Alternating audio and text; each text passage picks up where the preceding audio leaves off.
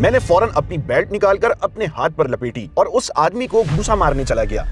جیسے ہی میں اس کو مارنے نکلا، میں نے پیچھے سے ایک پولیس کار کو آتے دیکھا تو پولیس سب کچھ دیکھ رہی ہے۔ ٹھیک کچھ ایسا ہوا جیسے کار کا حادثہ تھا۔ ظاہر ہے ہم کار میں سگریٹ نوشی جیسی حرکتیں کر رہے تھے۔ ہم ایک کار کے حادثے میں ملوث تھے، مطلب پولیس آنے والی ہے اور میں جیل جانے والا ہوں۔ پولیس نہیں آئی، پتہ نہیں کیوں، انہیں بہت دیر ہو گئی۔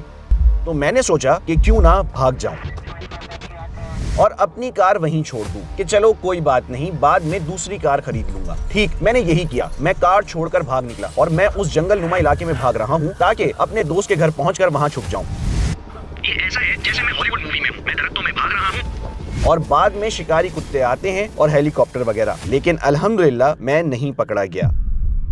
پتہ ہے وہ میرا کرائم پارٹنر ہے، وہ بندہ ہے کہ جس کے بیٹے کے ساتھ میں ڈرگز بیچ رہا ہوں۔ ٹھیک اس کے والد نے کہا نیچے تہہ خانے میں انتظار کرو۔ اسی تہہ خانے میں ہم مل کر تفریح کرتے تھے اور جب میں اندر گیا میں نے نوٹ کیا کہ اس کے والد قرآن سن رہے تھے۔ تو پہلا سوال میں نے یہ پوچھا، کیا میں انگریز ہوتے ہوئے بھی مسلمان ہو سکتا ہوں؟ وہ ہنسے اور انہوں نے کہا بالکل ہو سکتے ہو۔ انہوں نے کہا اس سے کوئی فرق نہیں پڑتا کہ تم کیا ہو، چاہے تم گورے ہو یا کالے ہو یا بھورے ہو، اگر جامنی اور گلابی ہو تو بھی مسلمان ہو سکتے ہو۔ ٹھیک اس نے کہا تم مسلمان ہو سکتے ہو۔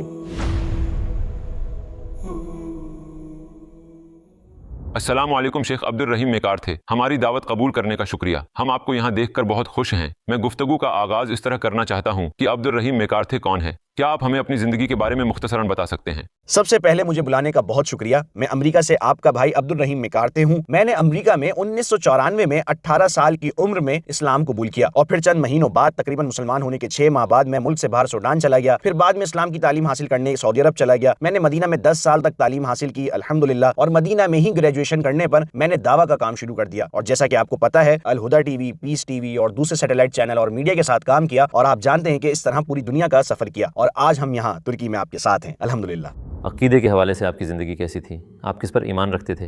میں پیدائشی کیتھولک عیسائی تھا۔ میری پرورش بطور کیتھولک ہی ہوئی۔ ہم کیتھولک چرچ میں تھے۔ میں دوسری جماعت تک کیتھولک اسکول گیا، حتیٰ کہ مجھے وہاں سے نکال دیا گیا۔ انہوں نے مجھے اسکول سے نکال دیا تھا۔ وہ تو مجھے بخشنے کو تیار تھے، لیکن میں خود بھی بہت شرارتی تھا۔ جب میں اسکول میں تھا تو مجھے بہت سی پریشانیوں کا سامنا رہا، نہ صرف چھوٹی عمر میں حتیٰ کہ بعد میں بھی۔ لیکن ہاں، ہم کیتھولک عیسائی کے طور پر پلے بڑے، کچھ ایسا ہی تھا۔ میرا مطلب ہے ہر ہفتے چرچ جانا، خاص طور پر میری دادی اور آنٹی ہمیشہ جاتی تھی۔ ہم کبھی کبھار جاتے تھے، آپ کو پتا ہے کہ جیسے کوئی خاص موقع ہو تو ہم جاتے تھے۔ بعض اوقات ہم ہر ہفتے جاتے تاکہ خود کو عیسائی کہلوا سکیں۔ صلیب کا نشان، گھر میں ایک بائبل، آپ کو پتا ہے جیسے صلیب پہننا، تسبیح، یہ سب وہاں تھا۔ تو میرے خیال سے آپ ہمیں کافی مذہبی سمجھ سکتے تھے، مطلب کٹر مذہبی تو نہیں تھے، لیکن ساتھ ہی یہ سب ہماری شناخت کا حصہ تھا اور ہماری روزمرہ زندگی کا معمول۔ کیا آپ کو اپنے عقیدے پر شک تھا؟ سچ کہوں تو واقعی نہیں۔ میرا مطلب ہے یہ کچھ ایسا تھا کہ میں ایک عیسائی کے طور پر پیدا ہوا تھا، ایک کیتھولک کے طور پر ہم ٹرینٹی پر یقین رکھتے تھے۔ یہ ایک ایسی چیز تھی جس کے ساتھ ہم بڑے ہوئے تھے اور میں اس پر یقین کرتا تھا، اور مجھے اس کے علاوہ کبھی کوئی دوسرا خیال آیا ہی نہیں۔ صرف ایک بار جب مجھے واقعی اس کے علاوہ کوئی دوسرا خیال تب آیا جب میں نے اسلام کے بارے میں پڑھا۔ اور آپ جانتے ہیں میں نے دیکھا اسلامی عقیدہ توحید، لا الہ الا اللہ کے معنی کس طرح ہمارے عقیدے اور ٹرینٹی سے متصادم ہے، تب میں نے فوراً سوال کرنا شروع کیا جب میں نے اسلام کے بارے میں پڑھا۔ لیکن شروع میں واقعی میرے اندر تضاد نہیں تھا، میرے پاس واقعی کوئی دوسرا خیال نہیں تھا، کیونکہ میں سوچتا تھا کہ یہ سچ ہے، میں اسی طرح پیدا ہوا، میری پرورش اسی طرح ہوئی تھی، میں نے سوچا کہ یہ سچ ہے۔ آپ نے اسلام کے بارے میں پہلی بار کیسے سنا؟ یہ تب ہوا جب میں نے میلکم ایکس کتاب پڑھی۔ میں نے ان کی بایوگرافی پڑھی اور پھر اس بایوگرافی پڑھنے کے فوراً بعد میلکم ایکس کے بارے میں فلم آئی جس کی ہدایت کاری اسپائک لی نے کی تھی، اور ظاہر ہے کہ میلکم ایکس کا کردار ڈینزل واشنگٹن نے ادا کیا تھا، اس لیے اس کا مجھ پر بہت گہرا اثر پڑا اور میرے ذہن میں کئی سوالات تھے۔ آپ جانتے ہیں کہ وہ ایسا شخص تھا جو اب تک گمراہ تھا، اور میں بھی نہ صرف آج کل کے مسلم معیار کے مطابق بلکہ یہاں تک کہ غیر مسلم معیارات کے مطابق ایک گمراہ شخص تھا۔ مجھے اپنی بہن یاد ہے، اس نے کہا کہ آپ معاشرے کے لیے خطرہ ہیں، جیسا کہ ہم عربی میں کہیں گے فی ضلال المبین۔ میں تھا، ہاں آپ جانتے ہیں کہ میں واضح طور پر گمراہ تھا۔ तो जब मैंने देखा कि वो भी ऐसा ही कोई है, बहुत गुमराह, बहुत परेशानी में, और फिर इस्लाम ने उसकी रहनुमाई की और उसे कैसे बदला, उसे नज़्म ज़ब्त का पाबंद बनाया, इससे मेरे दिल में इस्लाम के लिए बहुत ज्यादा एहतराम पैदा हुआ। उसने मुझे इस्लाम के बारे में भी सवालात करने पर मजबूर किया। लेकिन मेरे और इस्लाम के दरमियान एक रकावट थी जिसको समझना मुसलमानों के लिए बहुत अहम है। अब भी मुख्तलिफ वजूहात की वजह से बहुत से गैर मुस्लिमों के लिए ऐसी ही रकावटें हैं। इस वक्त उसकी वजह नेशन ऑफ इस्लाम थी, जो कि मैल्कम एक्स का इस्लाम लाने से पहले असल ओरिजिन था। वो कहते थे कि इस्लाम सियाह फामों के लिए है, और ये कि सफेद आदमी शैतान है, आपने ये सुना ही होगा, जबकि इसका इस्लाम से कोई ताल्लुक नहीं, लेकिन उन्हें मुसलमान के तौर पर जाना जाता है। जबकि अकायद की बात करें तो वो मुसलमान नहीं है, वो नेशन ऑफ इस्लाम के मुताबिक चलते हैं। तो ये एक गलत फहमी थी जो इस जमाने में मीडिया में बहुत फैली हुई थी। मुझे याद है कि नेशन ऑफ इस्लाम का एक मुबलिग था जिसका नाम खालिद मोहम्मद था, जो आप जानते हैं बहुत बाअसर था, और वो उन दिनों उसे खबरों में भेजते थे ताकि ये जाहिर किया जा सके कि ये इस्लाम सियाह फामों का मजहब है और सफेद फाम लोग शैतान हैं। तो ये वो चीज है जो मेरे जहन में थी। तो मैंने फर्ज कर लिया कि मैं मुसलमान नहीं हो सकता, क्योंकि मेरे लिए ये रकावट मौजूद थी। क्या आप हमें पहले अपने बैकग्राउंड के बारे में बताएंगे? इस्लाम से पहले आपकी ज़िंदगी कैसी थी? मुझे याद है कि इस वक्त मैं 18 साल का था और बड़ी मुश्किल जिंदगी गुजार रहा था। मैं ड्रग्स बेचने का काम करता था। ये बहुत से लोगों के लिए बहुत हैरान कुन था, क्योंकि मैं एक बहुत अच्छे खानदान से हूँ। मेरा खानदान बहुत कामयाब है, मेरा खानदान अमीर था, तो मुझे जुर्म की जिंदगी में आने की जरूरत नहीं थी। ड्रग्स बेचने की जिंदगी या गैंग लाइफ, मुझे उसमें पड़ने की जरूरत नहीं थी। ताहम हुआ ये कि वो खेल जो मैं खेलता था, आप जानते हैं आज तक मैं कम अज कम उसकी झलकियां देखता हूँ। वो खेल बास्केटबॉल है। मुझे बास्केटबॉल बहुत पसंद है और ये मैं छोटी उम्र से ही खेलता था और मैं इसमें बहुत अच्छा हो गया था। और अगर आप स्ट्रीट लेवल पर आला सतह का मुकाबला करना चाहते हैं तो ये उमूमी तौर पर अंदरून शहरी कम्युनिटीज में होता है। मेरे ख्याल में अगर आप अमरीका गए हों, आपने अंदरून शहरों में देखा होगा, आम तौर पर वहाँ ज्यादातर अफ्रीकी नजाद अमरीकी ही खेलते हैं। तो मैं उनके साथ बहुत घुल मिल जाता था, तो उनकी सकाफत का भी मुझ पर बड़ा असर था। और मेरे बहुत से दोस्त अफ्रीकी नजाद अमरीकी थे और ये चीज मुझ पर बहुत ज्यादा असरअंदाज हुई। इसलिए उस तर्ज जिंदगी को देखना, इस तर्ज जिंदगी में शामिल होना ही वो चीज थी जिसने मुझे गलत रास्ते पर डाल दिया। और आप जानते हैं, इस्लाम में हम हमेशा एक अच्छे दोस्त के इंतखाब की अहमियत पर तवज्जो देते हैं। और रसूलुल्लाह सल्लल्लाहु अलैहि वसल्लम ने फरमाया, अर्रजुलु अला दीनी खलीलिही फलयंजुर अहदुकुम मन युखालिलु। इस हदीस की ताकत को देखें। उन्होंने कहा कि फर्द अपने दोस्त के मजहब पर है, और न सिर्फ उस पर बल्कि इस फर्द के दीन पर, मजहब पर उसका कितना असर नजर आता है, और जितना आप उसके साथ रहते हैं इतना उसका असर बढ़ता है। और इसी वजह से उन्होंने कहा फलयंजुर अहदुकुम मन युखालिलु, लिहाजा हर शख्स को वाकई ये देखना चाहिए कि वो किससे दोस्ती करता है। लिहाजा हमें वाकई तवज्जो मरकूज करनी होगी, और हम अभी उसके बारे में तफसील से बात कर सकते हैं, क्योंकि सिर्फ सही दोस्त का इंतखाब करने के बारे में कुरान में आयात हैं, बहुत सी आयात हैं। तो मतलब उस वक्त मेरा बेहतरीन दोस्त वो था जिसकी तर्ज जिंदगी ऐसी थी, हत्ता कि उसका एक कजन जेल में था जिसे सजाए मौत हो गई थी क्योंकि उसने किसी का कत्ल किया था। तो आप तसव्वुर कर सकते हैं कि वो भी इसी किस्म का था। और इस जमाने में जब नशा करना बहुत आम हो चुका था तो ये सब ठीक लगता था, तब जब ये सब इतना आम नहीं था। मुझे याद है कि ये इसके साथ मेरी शुरू की मुलाकातों में से एक थी, और उसने तंबाकू को लिपेटा, जैसे सिगार भी कहते हैं, जिसमें से आप तंबाकू निकालते हैं और नशा आवर चीज का इस्तेमाल करते हैं। उसने कहा कि सारे गैंगस्टर, सारे ताकतवर लोग, यहाँ के सब लोग सब ये वाला सिगरेट पीते हैं। तो उसने मुझे भी ये दिया। मैं उस वक्त बतौर एथलीट इन चीजों के खिलाफ था, लेकिन मैंने कहा ठीक है, मुझे ये अच्छा लगा, लिहाजा मुझे उसके साथ नशे की लत पड़ गई। फिर आप ऐसी तर्ज जिंदगी अपनाना शुरू कर देते हैं। ये ऐसा था कि आप जैसे चाहें वैसा पहन लें, जैसे कीमती कपड़े और ताल्लुकात वगैरह। लिहाजा बतौर एथलीट मैं इन सब चीजों के खिलाफ था, लेकिन ये इस सर्कल के लोगों के लिए आम बात थी।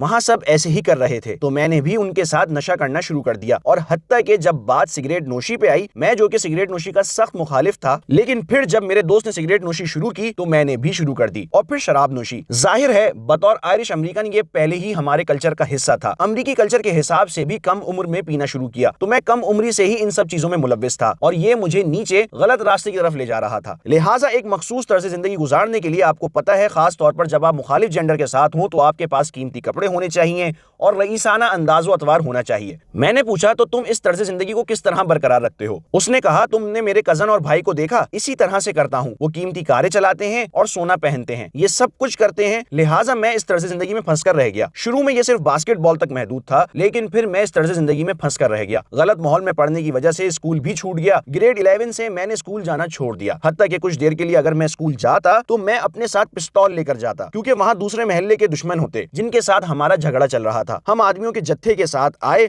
और उनको अपनी ही महल्ले से निकाल दिया, तो ये उनके लिए बड़ी बेइज्जती की बात थी। तो अब वो बदला लेने की ताक में थे। ये बंदा कौन है? ये गोरा बंदा जो कि कार का ड्राइवर था, वो मुझे जानते थे, लिहाजा उन्होंने मुझे निशाने पर रखा हुआ था। उनको कहा गया था कि वो मुझे मार दें। जैसा कि मैंने बताया है, मुझे कत्ल किया जा रहा था, तो मुझे अब क्या करना चाहिए? मेरे दोस्तों में से एक ने मुझे स्कूल के बाद अपने घर आने की दावत दी और उसने कहा कि तुम्हें अपनी हिफाजत खुद करनी चाहिए। उसने अपने बिस्तर के नीचे से एक पिस्तौल निकालकर मुझे दिया। उसने कहा, अब तुम रहोगे या वो रहेंगे, और आप जानते हैं चैम्बर में सिर्फ एक गोली रखना। तो रोजाना जब मैं स्कूल जाता तो अपने बिस्तर के नीचे से पिस्तौल निकालकर अपनी बेल्ट में रख लेता और मैं वहां बैठकर सिर्फ उनके आने का इंतजार करता। एक दफा वो आ गए, लेकिन हम स्कूल से अपने दोस्तों के साथ उनसे दूर भाग गए। तो ये वो तर्ज जिंदगी थी जिसमें उस वक्त मैं फंस गया था। तो आपकी ज़िंदगी में तब्दीली कब आई?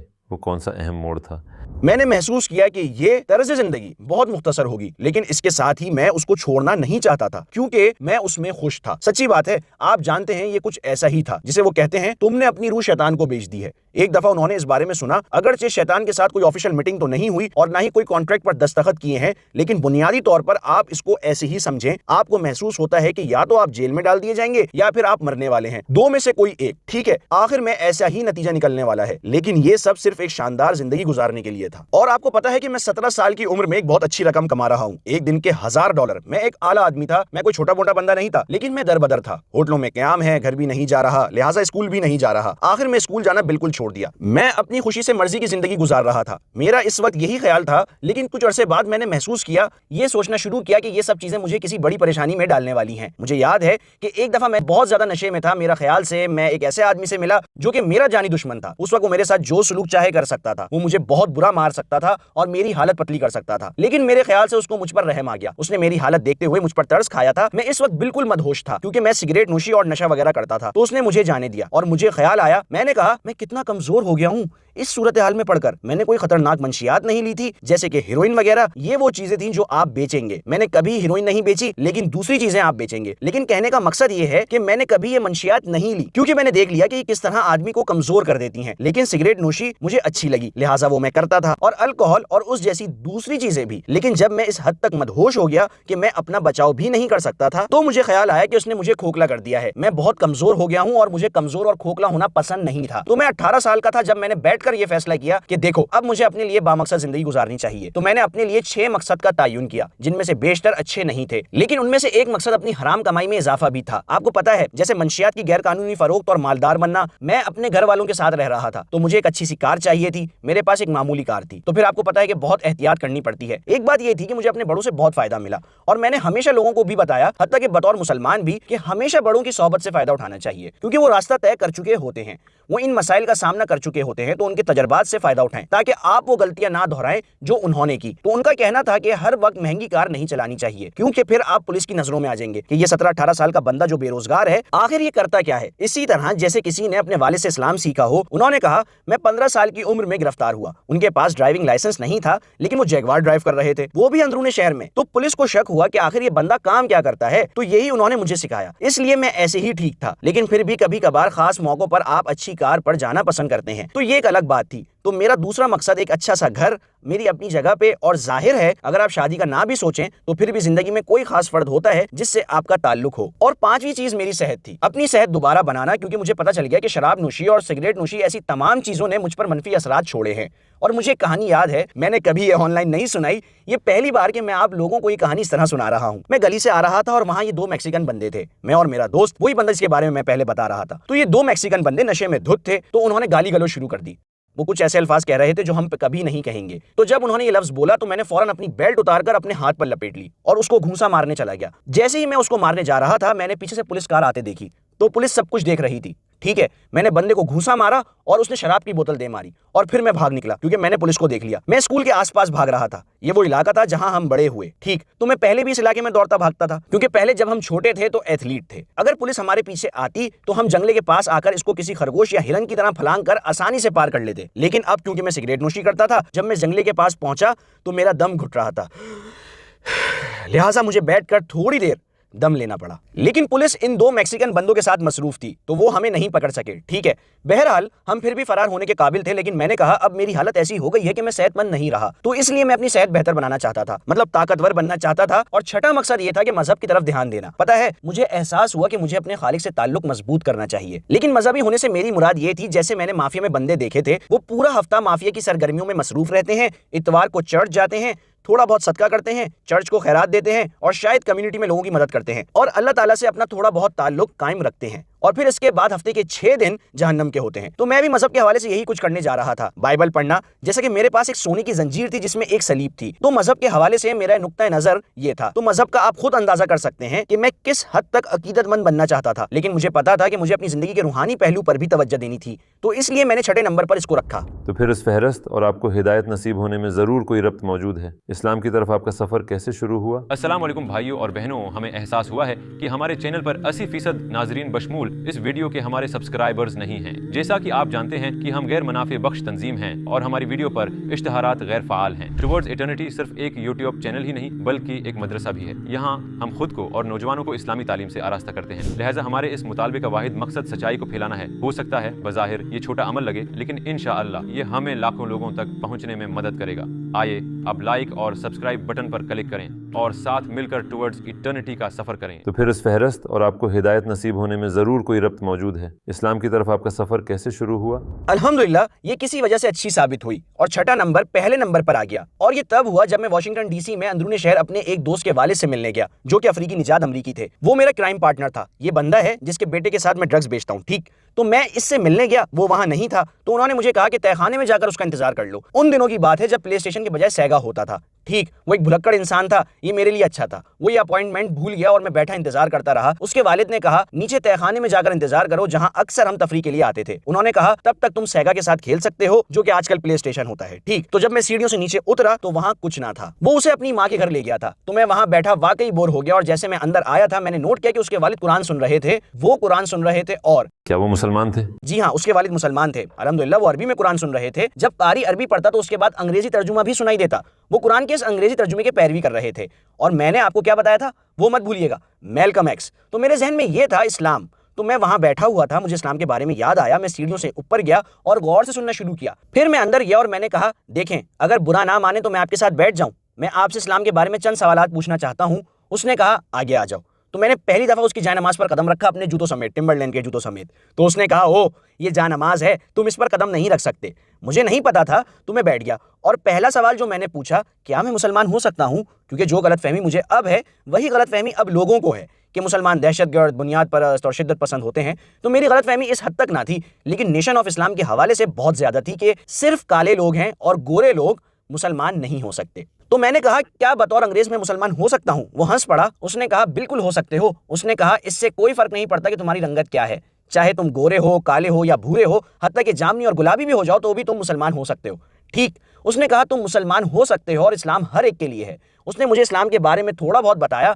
मैंने कहा ये तो बहुत दिलचस्प है, क्या आपके पास कोई ऐसी किताब है जिसे मैं पढ़ सकूं? और यही है जो हम हमेशा नौजवानों को बताते हैं। तो वो हैरान रह जाते हैं। मैं एक गैंगस्टर की जिंदगी गुजार रहा हूं, लेकिन हम मुताल्ला भी करते हैं। हम बाजारी जिंदगी गुजारते हैं, लेकिन हम मुताल्ला भी करते हैं। मैंने मैल्कम एक्स पर लिखी किताब पढ़ी। कुछ खास किताबें तो लाजमी पढ़नी चाहिए, जैसे आर्ट ऑफ वार, मैकियावेली की दी प्रिंस। मेरा मतलब है इन किताबों का खास मकसद है, लेकिन ये आपको पढ़नी चाहिए। तो हम मुताल्ला किया करते थे। तो मैंने उनसे कहा अगर आपके पास इस्लाम के बारे में किताबें हैं तो क्या मैं पढ़ सकता हूँ?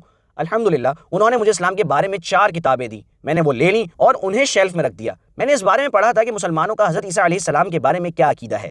जाहिर है यही वो बुनियादी चीज़ थी जो मैं देखना चाहता था। मैं मेट्रो पर वापस जा रहा था। मैंने इस बारे में तकरीबन 20 से 30 मिनट का मुताल्ला किया, फिर मैंने इसको साइड पर रख दिया। सुभान अल्लाह, फिर चीज़ें खुद वकू पजीर हुई। जब आपको हिदायत की तलब होती है, जब आपको रहनुमाई दरकार होती है, तो चाहे आप मुसलमान हो या गैर मुस्लिम, अल्लाह ताला हर एक को निशानियां भेज देता है। अल्लाह ताला आप पर आगाही के दरवाजे खोल देता है। और बहुत से लोग, जैसे आप दावत देते हैं, लोग आएंगे और फिर कहते हैं कि हम किसी चीज़ का इंतजार कर रहे हैं। तो हकीकत यह है कि अगर आज आप यहाँ आए हैं तो ये आपके लिए कोई मायने नहीं रखता। अगर हमारे पास आखिर में वक्त हुआ तो मैं आपको एक 6 साल बच्ची की शानदार कहानी सुनाऊंगा जिससे मैं हाल ही में मिला। उसकी और उसकी माँ की शानदार कहानी है। सुभान अल्लाह, उनके इस्लाम कबूल करने की।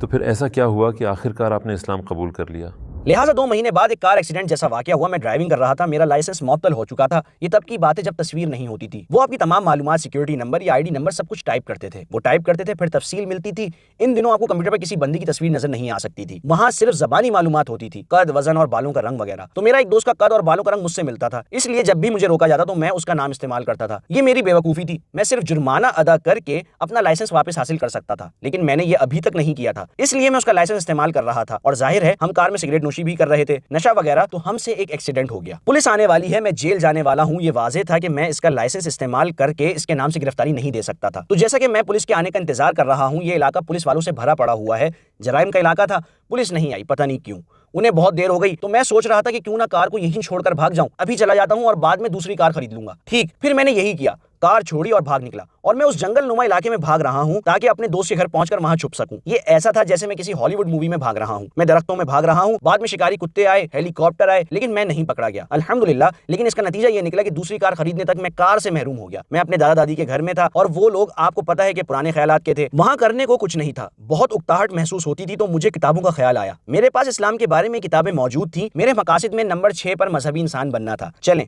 मजहब के बारे में पढ़ लेते हैं। तो मैंने इस्लाम के बारे में इन 4 किताबों को ढूंढा, जिसमें से एक का नाम था द रिलीजन ऑफ ट्रुथ, और मैं यही देखना चाहता था। तो मैंने वो किताब खोली और इस किताब ने मुझे शुरू से ही अपनी गिरफ्त में ले लिया। मैंने इसी रात को ये किताब पढ़ ली। जुमेरात का दिन था और जुम्मे की रात थी। जुमेरात की शाम से लेकर रात तक मैंने अव्वल व आखिर पूरी किताब पढ़ डाली। ये 70-80 सफ़ात पर मुश्तमिल थी। मैंने पूरी किताब एक नशिस्त में पढ़ ली और मुझ पर 4 बातें आश्कार हुई जिसका मुझ पर गहरा असर हुआ। पहली बात तौहीद थी, इस्लामी वहदानियत, ला इलाहा इल्लल्लाह, और उसने मेरी आंखें खोल दी। मुसलमानों के अकीदे और हमारे ईसाइयत के अकीदे का बुनियादी फ़र्क, ट्रिनिटी का मसला, और ये भी कि वो कहते हैं कि बतौर मुसलमान आपके और खालिक के दरमियान राब्ते के लिए किसी दरमियानी सहारे की ज़रूरत नहीं, आपके और अल्लाह के माबैन आप बराह रास्त अल्लाह से राब्ता कर सकते हैं। जबकि ईसाइयत और कैथोलिज्म में हमें चर्च जाना पड़ेगा और अपने गुनाहों का इतराफ़ करना होगा। मुझे नहीं पता आपने पहले देखा होगा या नहीं, एक छोटे से बॉक्स में एक छोटी सी खिड़की जिसमें से आप दूसरी जानिब खड़े एक पादरी को बमुश्किल देख सकते हैं, और मुझे जाकर इस आदमी को उन तमाम गुनाहों और बुरी बातों का बताना होता है जो मैंने किए, मतलब मेरी ज़ाती गंदगी, जैसे मैं वाकई उसको दे रहा हूँ। और फिर वो कहता है कि खड़े हो जाओ,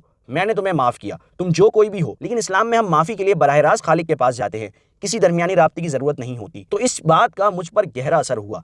यही असल चीज़ थी। इसके बाद 3 और चीज़ें जो मेरे जहन में अटक गईं। उनमें से एक उन्होंने नमाज की तैयारी के बारे में बताई। उन्होंने कहा जब तुम नमाज की तैयारी करो, उन्होंने कहा मुसलमान सतर का ख्याल रखता है, सबके सामने टॉयलेट का इस्तेमाल नहीं करता और बैठकर इस्तेमाल करता है ताकि उसके कपड़े नापाक ना हो। उसका भी मुझ पर बहुत गहरा असर हुआ। बहुत से लोग अक्सर इसका एहसास नहीं करते। मेरे पास एक यूट्यूब चैनल पर एक सिख की वीडियो है जो कि मुसलमान होना चाहता था और उसके लिए रहनुमाई किसी बात में थी कि उसके कुलीग ने सुन्नत के मुताबिक ट्राउजर के पांचे टखनों से ऊपर रखे थे। ये वाकई फैशनेबल लोगों का फैशन बन गया, लेकिन इन दिनों ये फैशन नहीं था। तो उसने पूछा कि तुम अपना ट्राउजर टखनों से ऊपर क्यों रखते हो? उसने कहा नबी करीम सल्लल्लाहु अलैहि वसल्लम की वजह से। आप सल्लल्लाहु अलैहि वसल्लम का तरीका ये था और हमें भी ऐसे ही पहनने के लिए फरमाया। तो उसने कहा ये लोग अपने नबी करीम सल्लल्लाहु अलैहि वसल्लम की इस कदर तामील करते हैं। उसने कहा मुझे मुसलमानों से और इस्लाम से नफरत थी। फिर उसने नबी करीम सल्लल्लाहु अलैहि वसल्लम के बारे में पढ़ना शुरू किया और उसे इस्लाम से मोहब्बत हो गई और वो इस्लाम कबूल करना चाहता था। ये वीडियो मेरे यूट्यूब चैनल पर है। तो कहने का मतलब है कि जब मैंने इस नापाकी के बारे में पढ़ा तो बतौर गैर मुस्लिम बहुत बेचैनी महसूस करने लगा। हर चंद के ये बचपन से हमारी रिवायत थी कि हम एक दूसरे के साथ खड़े होकर टॉयलेट इस्तेमाल करते थे। मुझे महसूस होता था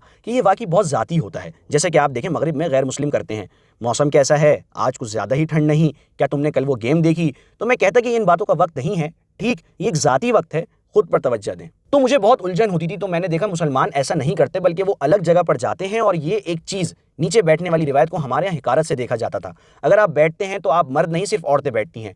मुझे बैठने की रिवायत में ज़्यादा सहूलत महसूस हुई। मैंने सोचा कि हम ख्वाह-मख्वाह खड़े होकर खुद को मुश्किल में क्यों डाल रहे हैं, नीचे बैठना ज़्यादा आसान है। लिहाजा उस वक्त से मैं नीचे बैठने का ही एहतमाम करता हूँ। जब से मुझे पता चला कि मुसलमान भी ऐसा करते हैं, उसका मुझ पर गहरा असर हुआ। और मुझे याद है कि कुछ देर पहले हम एक कहानी के बारे में बात कर रहे थे, मगरिब में एक औरत के बारे में। वो तकरीबन 20 सालों से तालिबे इल्मों के कपड़े धोती थी। उसने नोट किया कि तमाम तालिबे इल्मों के अंडरवियर्स पर धब्बे होते थे, नापाकी के धब्बे, गिलाजत या पेशाब के, क्योंकि हकीकत ये थी कि लोग अपनी तहरत पानी से नहीं करते थे और नीचे नहीं बैठते थे। अगर आप नीचे नहीं बैठते और पानी से खुद को पाक नहीं करते तो आपके कपड़ों पर नापाकी लग जाती है। तो कुछ ऐसा ही होता था। लिहाजा उसने नोट किया कि एक तालिबे इल्म जो कि मुसलमान था, उसके कपड़े नापाक नहीं होते थे। ये उसके लिए एक मुअम्मा बन गया। जब भी वो आता, वो हर हफ्ते उसके अंडरवियर्स देखती तो वो हमेशा साफ सुथरे होते। उसको यकीन नहीं आया ये क्या हो रहा है। तो खातून ने उससे पूछ लिया ये क्या है? میں نے 20 سالوں میں کبھی ایسا ہوتے نہیں دیکھا۔ اس نے کہا یہ اس لیے کیونکہ میں مسلمان ہوں، اور اسلام نے اور ہمارے نبی صلی اللہ علیہ وسلم نے ہمیں یہی سکھایا ہے، ہم نیچے بیٹھتے ہیں اور پانی کا استعمال کرتے ہیں۔ تو اس بات کا اس پر گہرا اثر ہوا، اسی وجہ سے اس نے اسلام قبول کر لیا۔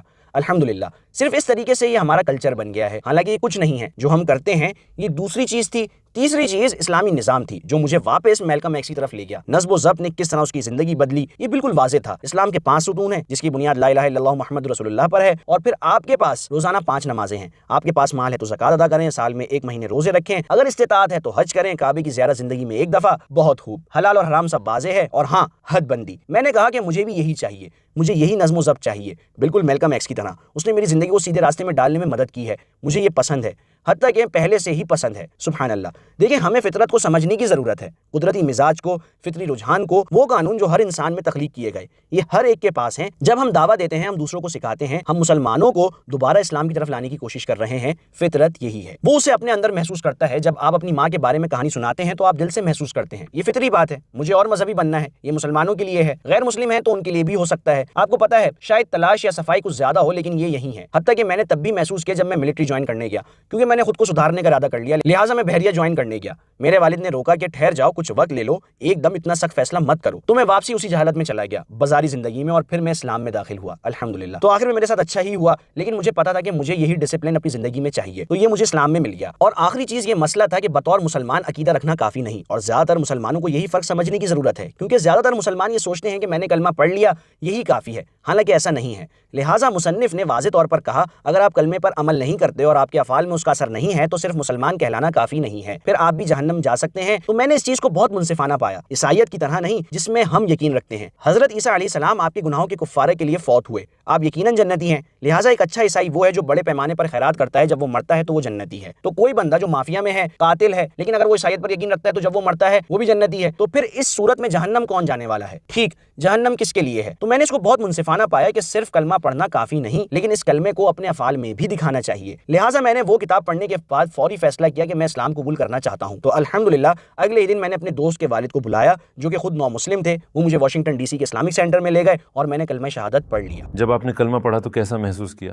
کیا آپ ہمیں وہ لمحات بتائیں گے؟ کلمہ پڑھنے سے پہلے میں بہت نروس تھا، کیونکہ انہوں نے مجھے بتایا کہ مجھے کلمہ شہادت پڑھنا ہے، ایسے نہیں کہ میں گواہی دیتا ہوں کہ اللہ کے سوا کوئی معبود نہیں، کوئی عبادت کے لائق نہیں، شہادت پڑھنا اور اللہ کو قبول کرنا وہ بھی انگلش میں، ایسے نہیں۔ انہوں نے کہا تمہیں عربی میں پڑھنا ہوگا۔ اشہد کیسے کہوں؟ میرا ایسا تھا جیسے وہ کہہ رہا ہو۔ میں نے کہا میں الفاظ نہیں بول سکتا، مجھے سمجھ ہی نہیں آ رہی تھی، اول درجے کا ہسپانوی، لیکن میں ان الفاظوں کو سمجھ نہیں سکتا تھا، تو پھر میں اس غیر ملکی زبان کو کیسے یاد رکھ سکتا تھا؟ یہ میرے لیے بہت مشکل تھا، تو میں بہت نروس تھا۔ اس کے بعد میں نے وہیں مسلمانوں کے ساتھ اگلے وقت کی مغرب کی نماز پڑھی۔ میں اس وقت مسلمان نہیں تھا اور میں واشنگٹن ڈی سی کے اسلامک سینٹر میں نماز پڑھ رہا ہوں۔ میں اپنے ساتھ کھڑے دوسرے لوگوں کو نماز پڑھتے دیکھ رہا ہوں، میری سونے کی زنجیر زمین کو چھو رہی ہے، میرے کانوں میں سونے اور ہیرے کی بالیاں تھیں۔ میں مسلمانوں کے ساتھ نماز پڑھ رہا ہوں اور میں کھڑا ہو جاتا ہوں اور میں بہت نروس ہوں۔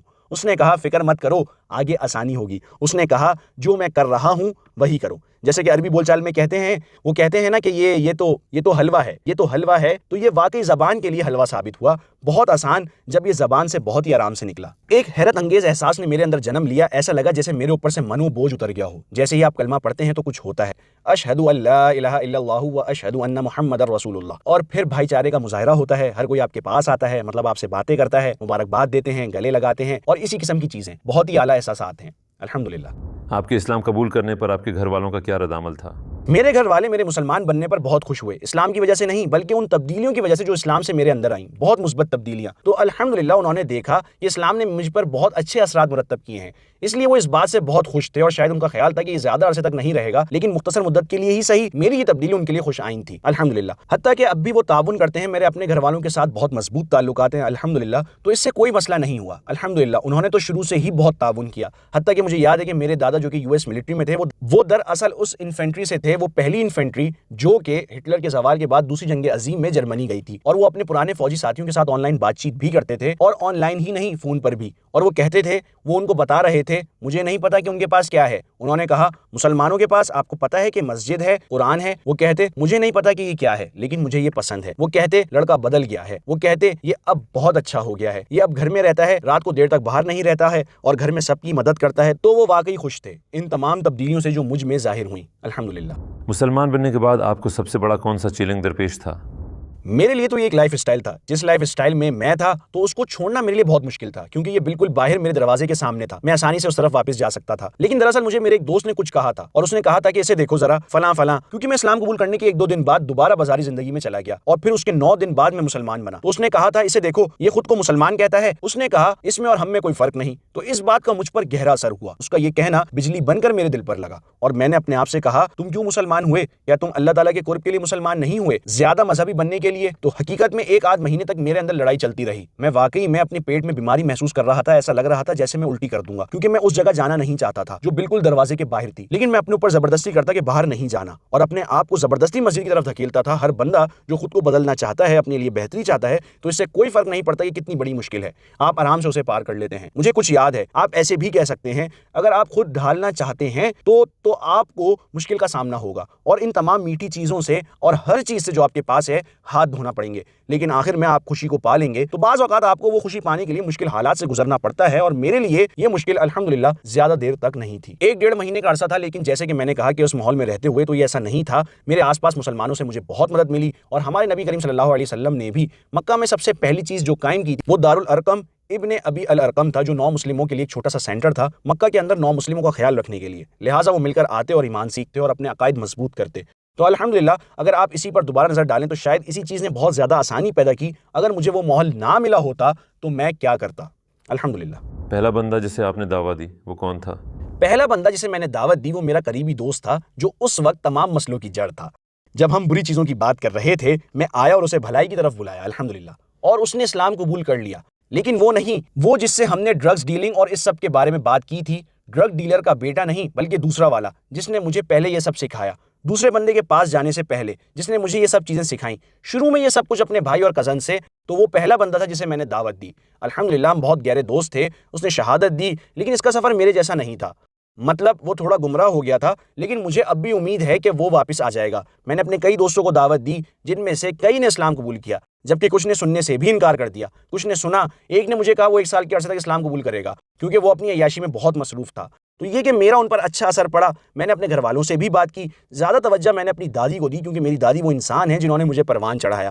جب میں 5 سال کا تھا تو میرے والدین میں علیحدگی ہو گئی تھی، تو دادی ہمیشہ میرے ساتھ رہیں۔ اس وقت ہم کل 6 بچے تھے، میرے بھائی کزن وغیرہ کو ملا کر 4 ہم بہن بھائی اور 2 میری آنٹی کے بچے، تو اس وقت صرف 4 تھے۔ اس وقت میں بہت چھوٹا تھا، میرے ایک بہن اور بھائی میرے بعد آئے، لیکن میں اس وقت بہت چھوٹا تھا اور بہت بگڑا ہوا بچہ تھا، میں اپنی دادی سے بہت ہلا ہوا تھا۔ تو اب وہ بوڑھی ہو چکی تھی، وہ ویل چیئر پر تھیں، لیکن میں اس بات کو یقین نہیں بناتا کہ جب میں قرآن پڑھوں، میرا سفر قرآن کے ساتھ تھا، تو میں اس کو زور سے پڑھتا تھا تاکہ وہ مجھے یہ پڑھتے ہوئے سن سکیں۔ اور جب میں نے ان کو اس بارے میں بتایا کہ ہم اسلام میں کس چیز پر یقین رکھتے ہیں اور بطور مسلمان حضرت عیسیٰ علیہ السلام کے بارے میں کیا عقیدہ ہے، تو وہ حیرت زدہ رہ گئیں، ایسا جیسے انہوں نے کوئی بھوت دیکھ لیا ہو۔ تو ان کے اثرات کچھ ایسے تھے، اور مجھے یاد ہے کہ جب ایک دفعہ میں ان کو غسل میں مدد دے رہا تھا، میں نے ان سے کہا کیا آپ کو ان سب باتوں پر یقین ہے جو میں کہہ رہا ہوں؟ کیا آپ سمجھتی ہیں کہ یہ سچ ہے؟ تو انہوں نے کہا ہاں۔ تو میں نے کہا میرے ساتھ دہرائیں۔ میں نے ان کو ایمان کی گواہی کی وضاحت دی، اور پھر میں نے ان کو عربی میں کلمہ پڑھایا، اور انہوں نے میرے ساتھ یہ پڑھا الحمدللہ۔ اس کے بعد میں سفر پر نکل گیا، اور پھر مجھے ان کے ساتھ زیادہ وقت گزارنے کا موقع نہیں ملا، لیکن میں نے عالموں سے پوچھا ہے، اور انہوں نے کہا کہ انشاءاللہ وہ بطور مسلمان فوت ہوئی ہیں، ان کا کلمے پر یقین تھا، حتیٰ کہ اگر وہ عمل نہ بھی کر سکیں، کیونکہ اس وقت تک وہ بہت ضعیف ہو چکی تھیں، 1-2 سال پہلے ہی ان کا انتقال ہوا ہے، لیکن میں دوسرے ملکوں گھومتا رہا، اس لیے ان کے ساتھ زیادہ وقت گزارنے کا موقع نہ مل سکا، لہٰذا میرے لیے یہ بھی بہت بڑی بات ہے، کیونکہ میری دادی میرے والدین کے ساتھ بھی تھی، لیکن ان کی ذات کا مجھ پر گہرا اثر تھا۔ الحمدللہ انہوں نے بھی کلمہ شہادت پڑھا تھا۔ آپ دعویٰ دینے کے لیے بہت سے ممالک گئے، تو کیا آپ کو کوئی ناقابل فراموش واقعہ درپیش آیا؟ الحمدللہ بہت سے واقعات ہیں، میرے خیال سے اگر ہم بتانا شروع کریں تو ہم اس پر پوری ایک قسط بنا سکتے ہیں، میں آپ کو اتنے واقعات بتاؤں گا، لیکن فی الحال تو میں آپ کو ورلڈ کپ کی 2 مختصر کہانیاں سناؤں گا۔ جیسے کہ آپ جانتے ہیں کہ حالیہ ورلڈ کپ میں نے دعویٰ کے لیے شرکت کی، مجھے ایک بہن سے فون کال موصول ہوئی جو کہ خود بھی دعویٰ کا کام کرتی تھی، قطر سے ایک بہن، اس نے کہا کہ ایک 6 سالہ امریکی بچہ ہے جو کہ اسلام قبول کرنا چاہتا ہے۔ میں نے کہا 6 سالہ بچہ، اس کو کیا سمجھ ہے اس بات کی، مطلب 6 سال کا بچہ، یہ کوئی مذاق ہے؟ انہوں نے کہا ہم چاہتے ہیں کہ آپ آ جائیں، اور میں سوچ رہا ہوں کیونکہ بہت مصروفیت تھی، تو میں سوچ رہا ہوں میں وہاں جاؤں گا، 6 سال کا بچہ، یہ کس طرح ہوگا؟ مجھے یاد ہے کہ میں نے عبدالرحیم گرین سے رابطہ کیا اور کچھ دوسرے بھائیوں سے، میں نے جان فونٹین کو بتایا، وہ بھی وہیں تھے، اور کچھ دوسرے قریبی بھائیوں کو بتایا کہ کسی کو ایسا تجربہ ہوا، حتیٰ کہ ہمارا اپنا دعویٰ کا گروپ تھا، میں نے کہا کسی کو ایسا تجربہ ہوا ہے؟ میں نے کہا مجھے کیا توقع رکھنی چاہیے، مجھے نہیں پتا کہ میں کیا توقع رکھوں، تو میں وہاں گیا، اور جیسا کہ میں سوچ رہا ہوں میں کہہ رہا ہوں ٹھیک ہے, بچے کی والدہ جو کہ بظاہر بہت تعاون کرنے والی تھیں, پہلے خود ان کو اسلام سے واقفیت حاصل کرنی چاہیے. چونکہ بچہ سیکھ رہا ہے تو ماں کو بھی سیکھنا پڑے گا. ماں کیوں نہیں قبول کر رہی؟ اگر بچہ قبول کر رہا ہے تو میں شروع میں ان دونوں کے ساتھ بیٹھا. والدہ نے مجھے بتایا کہ وہ کافی عرصے سے کویت میں پڑھاتی رہی ہیں, اب وہ قطر میں ہیں اور وہ یہاں بہت خوش ہیں اور واپس کبھی بھی امریکہ نہیں جانا چاہتی. اور بچے نے کہا کہ وہ مسلمان بچوں میں رہتا ہے, اس کے سارے دوست مسلمان ہیں اور جس طرح اس نے پہلی جماعت کی اسلامیت کے اسباق پڑھے تو اس سے اس پر گہرا اثر پڑا اور اس کے ساتھ ہی اس نے مسلمان ہونے کا فیصلہ کیا. اور والدہ نے کہا اس نے مجھے اپنے ساتھ لگا کر ریسرچ کروائی, اسلام کے بارے میں پڑھوایا اور میں نے اس کو سکھایا. مطلب وہ اپنے بچے کے لیے ریسرچ کر کے اس کو دے رہی تھی, لہٰذا بچہ پوری طرح قائل ہے. اور پھر اس نے بچے سے سوالات کرنا شروع کیے, جیسا کہ ہم نماز کیوں پڑھتے ہیں؟ کیونکہ اللہ تعالیٰ نے ہمیں سب کچھ عطا کیا ہے تو صرف وہی ایک ہے جو عبادت کے لائق ہے. مطلب اللہ تعالیٰ پر اس کا یقین تھا اور میں حیرت زدہ رہ گیا. وہ صرف 6 سالہ بچہ تھا. اللہ اکبر, ماشاء اللہ, تبارک اللہ. اور اس کو اسلام سے متعلق اچھی خاصی معلومات تھیں اور اپنی عمر سے کہیں زیادہ تھیں, بالکل سمجھدار لوگوں کی طرح. یہ بہت ذہین ہے, ماشاء اللہ, تبارک اللہ. تو میں نے کہا ٹھیک ہے, اس کو اچھی طرح پتا ہے کہ وہ کیا کرنا چاہتا ہے. والدہ نے کہا در حقیقت یہ مسلمان بننا چاہتا ہے تو میں اس کا ساتھ دینا چاہتی ہوں. میں نے کہا یہ تو بہت اچھا ہے, میں نے سوچا بھی نہیں تھا کہ ایسا ہوگا. انہوں نے کہا وہ عیسائی ہیں لیکن میں اس کا ساتھ دینا چاہتی ہوں. اگر یہی اس کی خواہش ہے تو میں پوری کرنا چاہتی ہوں, میں اس کو مسلمان بنانا چاہتی ہوں اگر یہ یہی کرنا چاہتا ہے. والدہ نے کہا میں نے خود اسے سکھایا, خود اسے قائل کیا ہے. انہوں نے کہا کہ وہ کافی عرصے تک اس سلسلے میں اپنے بچے سے بات کرتی رہی ہیں, یہی اس کی خواہش ہے تو میں پوری کرنا چاہتی ہوں. اس بچے سے بات کرنے پر معلوم ہوا کہ وہ واقعی سمجھدار ہے اور واقعی قائل ہو چکا ہے. اس نے بہت سی غلط فہمیوں کی بھی جواب دی جو کہ اس عمر میں میرے لیے بہت حیران کن تھا. تو یہ کہ الحمدللہ اس نے کلمہ شہادت پڑھ لیا, مطلب یہ بہت شاندار تھا. اس وقت میں اور میری ایک بہن جو کہ ہمارے ساتھ تھیں وہ ایتھوپیا سے تھیں, تو ہم فوراً والدہ کی طرف مڑے اور کہا کہ آپ کا اپنے بارے میں کیا خیال ہے؟ اور یہی سوال شروع سے میرے ذہن میں تھا. آپ نے ہی سارا کام کیا, اس کے ساتھ ریسرچ کی, تو آپ کو بھی اسلام کے بارے میں معلوم ہونا چاہیے. والدہ نے جواب دیا میں اسلام پر یقین کرتی ہوں اور میں پوری طرح سے قائل ہوں, لیکن میں مزید ریسرچ کرنا چاہتی ہوں. مجھے خاص وقت کا انتظار ہے. بہت سے مسلمانوں کو یہ غلط فہمی ہوتی ہے, خاص وقت, خاص یہ وہ. میں نے کہا دیکھیں آپ کو اس سے زیادہ خوبصورت وقت نہیں ملے گا, میرا بھروسہ کریں. حقیقت تو یہ ہے کہ اگر آپ اپنے بیٹے کے ساتھ ہی کلمہ شہادت پڑھ لیں تو یہ احساس بہت خوبصورت ہوگا. ہم نے ان سے اس پر مزید گفتگو کی تو انہوں نے کہا آپ لوگ ٹھیک کہتے ہیں, یہ ایک یادگار دن بننے جا رہا ہے. میں اپنے بچے کے ساتھ ہی کلمہ شہادت پڑھ رہی ہوں, لہٰذا اس نے بھی کلمہ شہادت پڑھ لیا. یہ ایک نئی کہانی تھی, سبحان اللہ, جو میں نے ابھی تک کسی کو نہیں سنائی, تو آپ لوگ پہلے ہیں جنہیں میں یہ سنا رہا ہوں. یہ بہت شاندار کہانی تھی, سبحان اللہ, بہت جذباتی. وہاں موجود بہنیں اور سب لوگوں کی آنکھوں میں آنسو آ گئے. میرے پاس کچھ خوبصورت تصاویر بھی ہیں, میں آپ کو دے سکتا ہوں. انہوں نے اس کے اسکول میں ایک بڑی سی پارٹی بھی کی, بہت سے تحائف دیے. یہ بہت خوبصورت وقت تھا الحمدللہ. آج کل آپ کون سے پروجیکٹس پر کام کر رہے ہیں؟ میں فی الحال یہاں استنبول میں ہوں. یہاں ہماری صحابہ اکیڈمی ہے جو تربیت پر فوکس کرتی ہے. ہم اپنا زیادہ تر کام عربی میں کرتے ہیں.